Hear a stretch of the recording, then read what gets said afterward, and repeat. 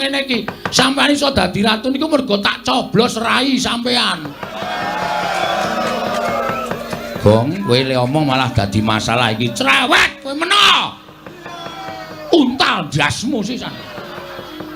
Kon ngatasi Semar arep bangun kayangan iki Semar iki derajate apa jiwa aku tak takon. Semar iki derajate apa? Aku tak takon kok wani bangun kayangan. Monggo, sami maos Al-Fatihah. Kagem almarhum ki senonugroho. Amin. Amin ya robbal alamin. Sinundarawati. Sinundarawati ngopo? Rawuh mrene rak. Sinundarawati iki minangka kadang werdane para Pandhawa. Gosek. Sinundarawati iki ya duwe karep, duwe sedya. Sedyane nyuwun ngambil pustaka Jamus Kelima Sada. Arga ngapa Ndarawati ke Taman Pegebluk bisane waluya nirmala temah jati yen to tinumbalan pustaka Jamus miyang jimat Kelima Sada. Piye? Monggo awake dhewe le sowan kalah dhisik karo Sinuwun Ndarawati. Mula Sinuwun Puntadewa kudu nulung Wibawa Leksana. Sing dhisik didhisikake, sing keri ya kudu keri. Mula awake dhewe saiki ora iso piye-piye anane ming nimpa bali matur karo bapak. Sik, aja kesusu. Aja kesusu piye? Kene aku sak sik matur, gentenan. Gentenan. Wis ta mundur. Oh iya, iya. Ning ora gawe masalah lho, Kong. Ora iki meng genahke kok. Nek ora tak genahke ndak rampung-rampung. Ya. Oh iki goblok kok ora. Mundur ana? Ya, mundur. Ning aku wis weling karo kowe aja gawe masalah. Ora, aku mung arep takon karo Sinuwun Prabu Darmakusuma. Ya. Masalahe apa Sinuwun Kresna kuwi pengen nyilun ngambil pustaka Jamus Kelima Sada? Ya. Sing tata krama lho. Siap. Ya. Nuwun sewu Sinuwun. Iya, Bagong eneng apa? Ajeng nyuwun prisa. Arep takon apa? Sinuwun Ndarawati nyuwun ngambil pustaka Jamus Kelima Sada kangge menapa? Dinggo tumbal wadaling praja ing Ndarawati ingkang wigati bakal kinarya tumbal wadaling praja Bagong. Nuwun sewu, kanggo tumbal Ndarawati kenging napa? Kena pagebluk. Akeh kawula ingkang esuk lara sore mati, sore lara esuk ketiwasan Bagong. Pun kula tampa pangendika sampeyan ning niki kula entuk ngrembug perkara Sinuwun Ndarawati napa mboten? Ya wis sakarepmu Panakawan. Nek entuk ajeng kula jelaske. Nek mboten apa-apa. Kula nyuwun palilahipun Sinuwun Prabu Darmakusuma. Jalaran panjenengan menika nuwun sewu Nalendra negari Ngamarta ingkang jenang wenang jenange bor dhateng kawontenan Datulaya. Sira arep matur apa, Bagong? Namung atur keterangan. Iya, matur keterangan sing kepiye? Nuwun sewu nggih. Pegebluk utawa welaking Jawata niku nuwun sewu niku diparingke sing gawe urip dhateng papan sing pancen menungsane niku ora iso dikandhani. Tegese kon manembah ora gelem manembah, kon tumindak apik ora gelem tumindak apik. Niku dewa mesti paring pagebluk kalih papan niku. Sranane digawe napa mawon, larang sandang, larang pangan, tetukulan ditandur ora tukul. Niku sing gawe Gusti. Iya. Nah, sakniki kula aturi metung Sinuwun. Nalendra Lenggah Siniwaka menika nuwun sewu sampun ngantos gampil gugu dhateng aturipun sinten kemawon. Mboten mawas menapa menika pepunden, mboten mawas menapa menika Nayaka lan Punggawa, kudu dipetung nganggo nalar sing ganep. Lire piye, Bagong? Saniki kula tak takon. Ngastina niku sing dadi ratu Prabu Duryudana. Sakurawane teng mriku enten Sengkuni, teng mriku enten Durna. Niku menungsa pendak dina do gawe dosa. Iya. Ning rak kok ora ke Taman Pegebluk. Kok ayem-ayem mawon, kok tentrem-tentrem mawon. Terus saniki kula tak nyuwun pirsa karo sampeyan. Negara sing ratune Titis Dewa niku negari pundi? Negara Ndarawati. Betul. Negara sing ratune Titis Dewa niku negara Ndarawati. Iya, Panakawan Bagong. Titising Sang Hyang Bathara Wisnu. Saiki negara sing ratune Ratu Lumrah, ora Titis Dewa, ndak ora ke Taman Pegebluk. Kok negara sing ketunggon Ratu Titis Dewa kok ke Taman Pegebluk niku nuwun sewu. Napa ketemu nalar? Apa ketemu ngakal? Monggo sing dadi Ratu Titis Dewa lho. Lah niki enten niki panjenengan niku aja gampang percaya. Ratu niku nek gampang percaya morat-marit negarane. Ratu niku nek ora nggunakake paningal batin, ming paningal lair tok, morat-marit negarane. Saniki ketemune ngeten mawon. Ketemune piye Bagong? Nuwun sewu, jaman sak mangke menika aja percaya karo wong sing paling cedhak kali panjenengan, aja percaya karo kanca sampeyan. Nuwun sewu rencang sampeyan. Merga ana tetembungan kedung jero iso dijajaki ning atine menungsa sapa sing ngerti. Niki akeh sing kanca tegel karo kanca, sedulur tegel karo sedulure dhewe merga mung kepengin kedulungan derajat pangkat, merga mung kepengin kedulungan bondo donya. Niku lho, Den. Mula panjenengan kudu menggali babakan perkara niku. Nuwun sewu, saniki pertanyaannya ya nek iki Kresna tenan, nek udu ayo. Nek udu Kresna, terus pustaka Jamus Klimasada digawa nata Ndarawati, digawa teng negara Ndarawati. Dienggo tumbal niku apik-apike mung dipendhem. Monggo dipendhem niku ora bakal bali meneh. Monggo pustaka Jamus Klimasada menika panggesanganipun para Pandhawa. Menika panggesanganipun para kawula sak negara Ngamarta. Nek nganti Pandhawa koncatan pustaka Jamus Klimasada, wong sing ora seneng karo para Pandhawa arep gawe kampitunaning Pandhawa, arep gawe cilakaning Pandhawa niku bebasan angel mijet wae ngranti suwe banyu sinaring.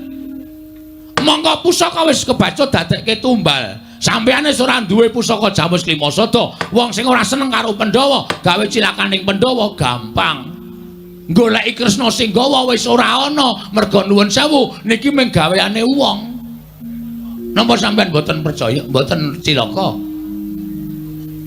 Iya, Bagong. Nggih, mula nuwun sewu lho, kula ora arep obong-obong siji lan sijine. Ning niki benerke kahanan supaya kabeh menika iso kelakon ora ana sing dirugekke ngoten. Ning nek Semar niku karepe Pandhawa rawuh 5 cacahe teng Karang Kadempel. Ora ndek niat napa-napa. Pandhawa ora pisah karo pustaka Jamus Klimasada. Lah tegese Semar niku pancen ngerti nek pustaka Jamus Klimasada niku ora bakal pisah karo para Pandhawa. Ning nek pusaka mang paringke sinuwun Ndarawati menggo tumbal, wis ta, yakin ora mulih pusaka. Niku yakin kula mboten ajeng aja-aja ora bakal bali teng tanganing para Pandhawa. Pandhawa kelangan pustaka Jamus Klimasada. Nah, wong sing ora seneng karo para Pandhawa gawe cilakaning Pandhawa, angel mijet wae ngranti suwe banyu sinaring. Saniki ngaten sinuwun. Niku terserah sampean. Ajeng mangparingke sinuwun Ndarawati napa kula kalih Petruk niku monggo. Ning kula suwun kula cek nyekeli aturipun Bagong. Kula aturi gatosaken aturipun Bagong. Mang petang-petang teng penggalih panjenengan. Bener sapa? Ngoten. Apik mangparingke sinuwun Ndarawati napa apik mangparingke Bagong? Niku teng lambe ati sampean.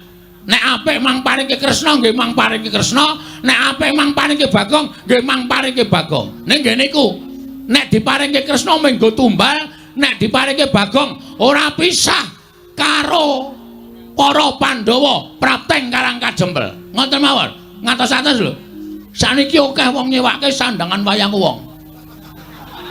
Nek nganti niki panjalmaning menungsa sing niate menghargai rusak negara Ngamarta terus nyilih nyewa sandangan wayang wong wujude Kresna mengargo apus-apus, wah sampean cilaka. Yakin niku kula mboten gawe-gawe.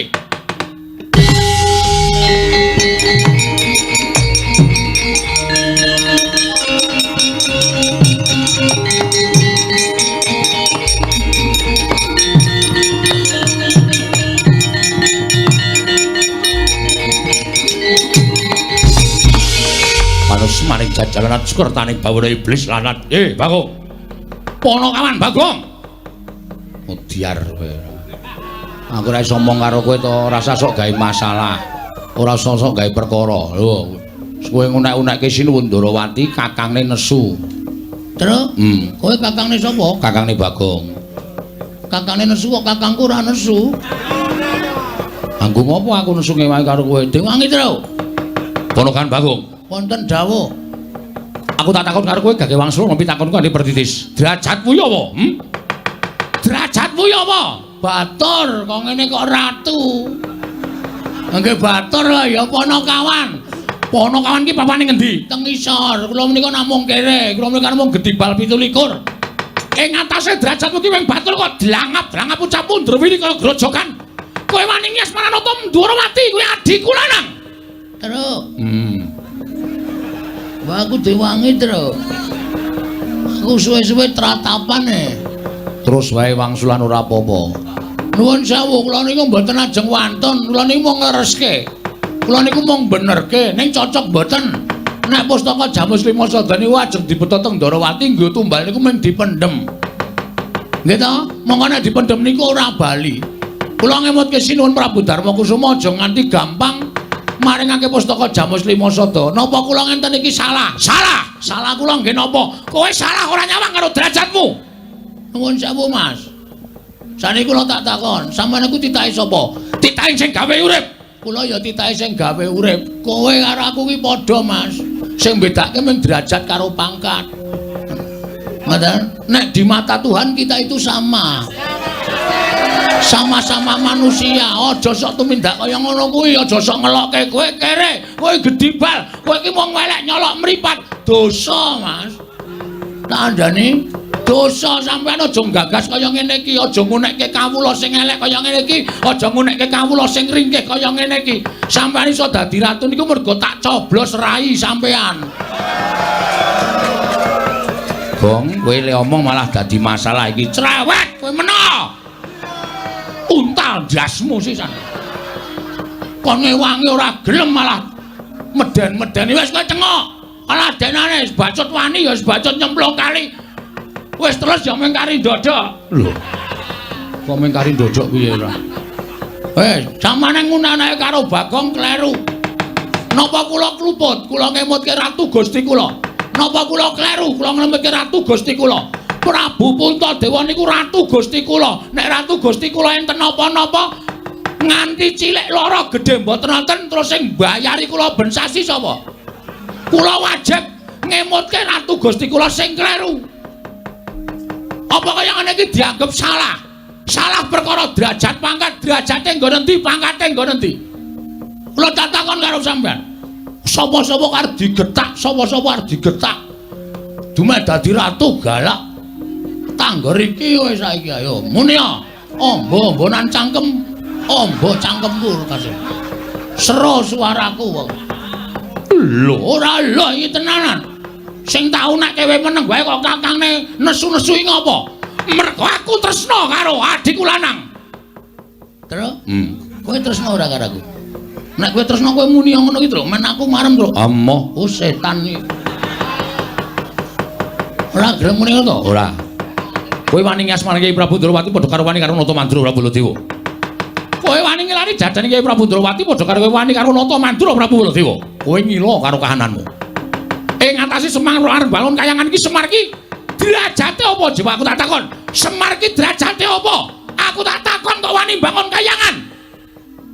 Kowe ora gagas to, kowe iki ora ngerti sejarah iya, Mas. Lho, kowe ora basa karo aku. Tak basanono wong sampean wis ora ngajeni karo aku. Sampeyan karepa dadi Nalendra, nek karo para kawula ngajenono. Kowe aja gleleng dadi ratu ae. Kowe aja gaya dumeh lungguh kursi sing dhuwur. Neng aku nek gelem nglumpukke masyarakat tak jak demo telung kejeping paningal rubuh saka kursimu kowe. Aja sangunek-unekke masyarakat cilik kaya ngene iki tandani. Sampeyan iso gedhangkrang sila tumpang neng kursi iki mergo tak coblos mbaya sembodo. Biyen sampeyan ling mbeseli aku pira tok kon dadi tim sukses, ha? Karo tok janjen-janjeni kene iki sesuk tak bangun aspal tak aspal kene susah tak cor kene susah tak naik toilet kabeh ya ming telek nek magang iki kaya janjine kaya dara kekalangane nek wis dadi lali micek mripate. Gong sabar, Gong. Ora sabar ana ngene iki ora wedi kok sawa-sawa terus. Ya wis. Aja tak eleke. Ya. Aku ngelih to. Lah ya engko gampang. Kanggo bengok-bengok sedelo wis teng krujuk ya weteng. Ya rasa bengok-bengok ora. Mau mangan urang. Oh. Glepunge tok ya ora apa-apa. Ajeng napa sampean? Arep pripun lajeng takon ngejak apa sampean? Wis rasa kekan gunung saiki ki Bali. Nun, saiki ki Bali. Bali piye? Ora samboyong Pandhawa, Bali. Kowe ora wedi karo aku. Kowe ora wedi karo aku. Yen nganti aku iku nesu, ana Panakawan tak glandang nenggala, kowe mati. Salah, sampean salah. Salah, Mas. Pati uripe Bagong ora ning tangane Baladewa. Apa kowe ponakane sing gawe urip apa piye? Hah? Mulane aku nang ndi-ndi ki ora tau klamben, mergo aku wong ora tau wedi mati. Mati uripe manungsa ki ora gumantung karo kahanan apa wae, ning gumantung karo sing gawe urip. Arepa sampean duwe nenggala, arepa sampean membanggakan bahwa apa Gong? Bahwa nenggala niku ampuh niku ora tumrap sampean. Ning ampuh ing pusaka, ampuh ing ngaji-aji menika nek diridhoi karo Allah Subhanahu wa taala. Nek Gusti ora ngeparengake pusakamu ki ampuh, mbok tok tamake apa-apa ora bakal ampuh. Ngono? Ya jalo piye tokno nek ora percaya. Nek iso mlebu nang wetenge Bagong berarti aku dipesthekke mati saka tangane Prabu Baladewa. Nek nek Bagong ditamani nenggala ora apa-apa, kewirangan kowe bol. Lho. Bol piye? Jenengmu sapa? Baladewa, tundang bol kok ora gelem. Apa kon ngundang boyok ngono? Dhuwure bol. Dhuwure bol jengkulmu ora. Cangkem ora. Wah. Ngono kok ora di karo Baladewa. Ora mboten wedi karo sampean. Bebasanipun ngaten sinuwun. Sak kranjang koplak ngendikaning Prabu Baladewa, kula lebetke kuping kiwa tak tokke kuping tengen. Ning sekelima ngendikaning Sinuwun Prabu Duryudana. Lho. Puntadewa Gong. Wah, Puntadewa lali. Bakal kula agem. Badhe kula agem lan badhe kula estakaken dawuhipun. Parap manusaning jajalan. Yen ngono cetha kowe wani karo Baladewa. Cetha kowe wani karo Baladewa. Wis kowe saiki bali kono karo bapakmu. Bapakmu iki kon eling, bapakmu iki kon mulat karo kahanane. Bapakmu ki wong sekeng, bapakmu ki wong ora duwe. Kok arep bangun kayangan iki gablek apa? Mbok kon ngilo karo cengele. Mbok kon ngilo karo kahanane. Bapakmu ki wong melarat kok bangun kayangan ki ora ndelok karo kahanane bapakmu kuwi.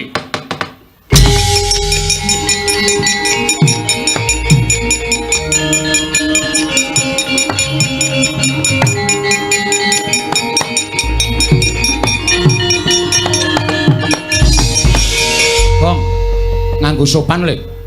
Kok njur ngadeg metenteng ngarepe Prabu Baladewa, Truk?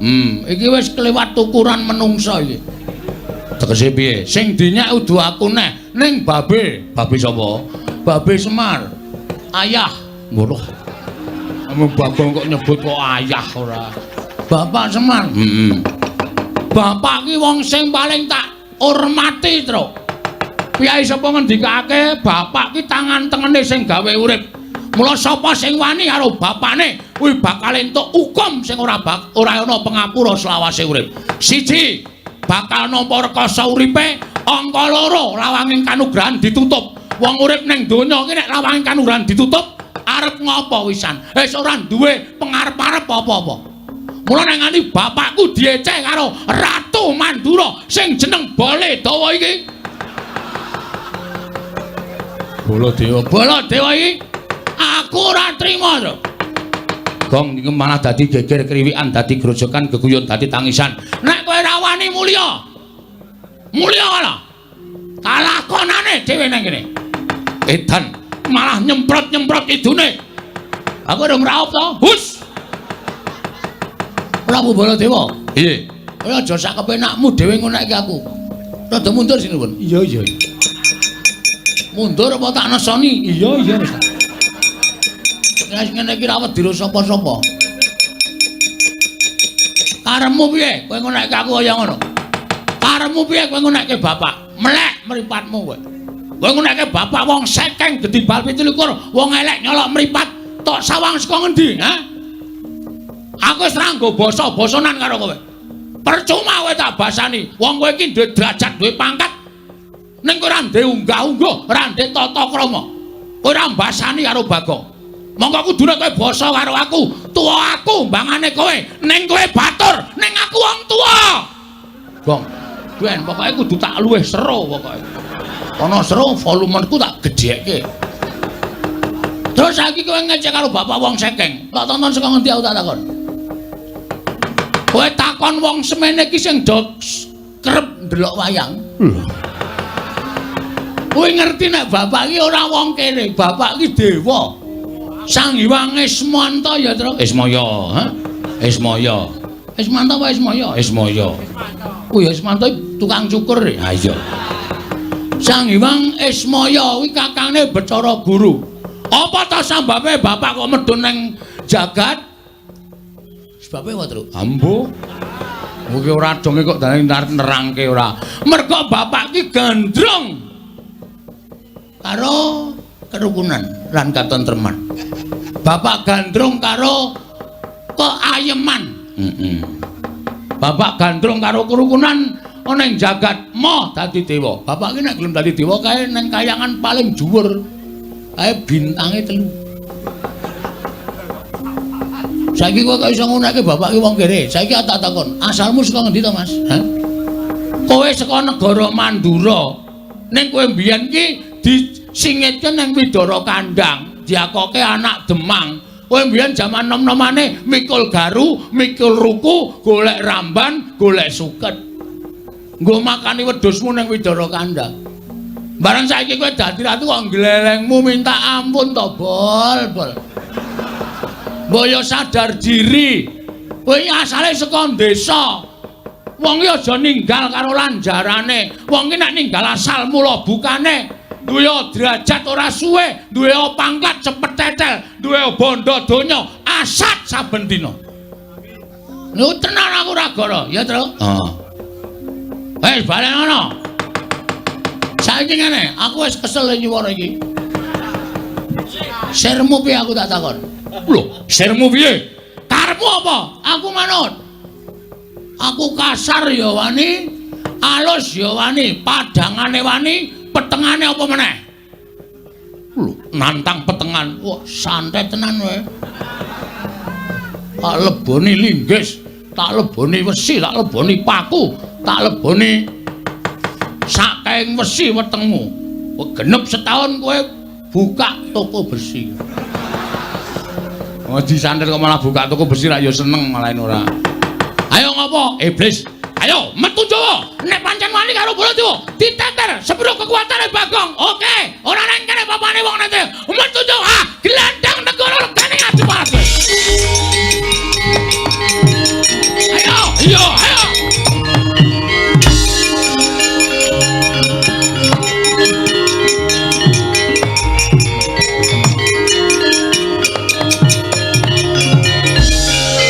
Gong, kok balik meneh? Aku meng nyaut cagak kuwi mau apa? Set mubeng ngono kuwi. Heeh. Wah angel ngene kon mikir ya, Tru. Heeh. Ora paham?